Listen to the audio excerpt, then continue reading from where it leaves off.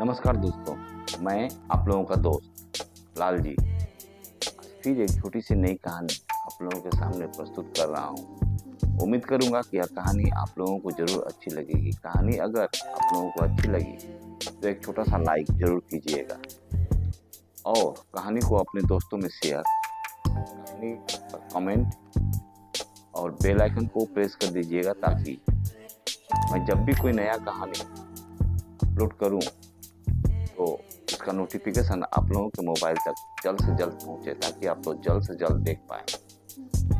लगे हाँ तो मेरे चैनल को भी सब्सक्राइब करके मेरे चैनल को ग्रो होने में मेरी मदद कीजिए। तो चलिए चलते हैं कहानी की ओर। कहानी का नाम है मेहनती चींटी और टिड्डा। एक समय की बात है, एक जंगल में एक चींटी और एक टिड्डा रहा करते थे। चींटी बहुत ही मेहनती थी। वह दिन भर काम किया करती थी क्योंकि कुछ महीने बाद सर्दी का मौसम आने वाला था। सर्दियों में पूरा ठंड पड़ती थी, कभी कभी तो बर्फ की चादर पड़ जाती थी।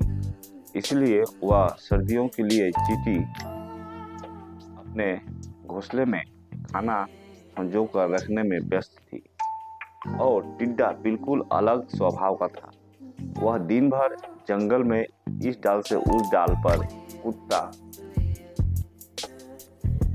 पूरा का पूरा समय नाचने और गाने में गंवा देता। वह चींटी का हमेशा मजाक उड़ाता और कहता, इस तरह इतनी परिश्रम करने की क्या जरूरत है।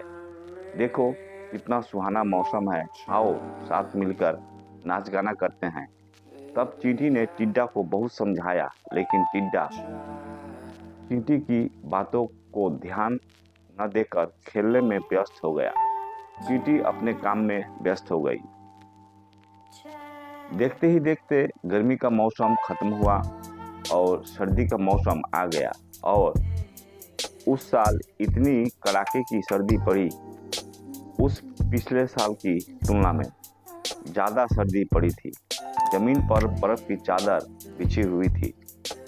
सभी जीव जंतु अपने अपने गुफा के अंदर थे, लेकिन टिड्डा का हालत बहुत खराब हो गया था। उसका हालत भूख के कारण खराब हो गया था क्योंकि उसने सर्दियों में खाने के लिए खाना जमा नहीं किया था। अंत में वह घर से बाहर निकला और जंगल में कई पड़ोसियों के दरवाजे पर गया। किसी ने भी उसकी मदद नहीं किया। अंत में वह चींटी के दरवाजे पर जाकर उसके दरवाजे पर दस्तक दी। आवाज सुनकर चींटी ने दरवाजा खोला तो देखा टिड्डा उसके दरवाजे पर खड़ा होकर मदद की मांग कर रहा है। चींटी को टिड्डे की हालत पर दया आई और उसने टिड्डे को घर के अंदर बुलाया और खाना दिया।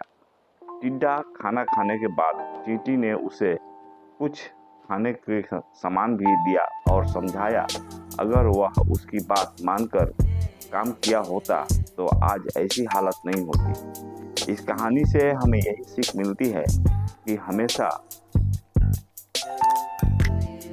मेहनत हमेशा करनी चाहिए और आने वाले मुसीबत के लिए हमेशा तैयारी रखनी चाहिए ताकि मुसीबत के वक्त परेशानी से बचा जा सके।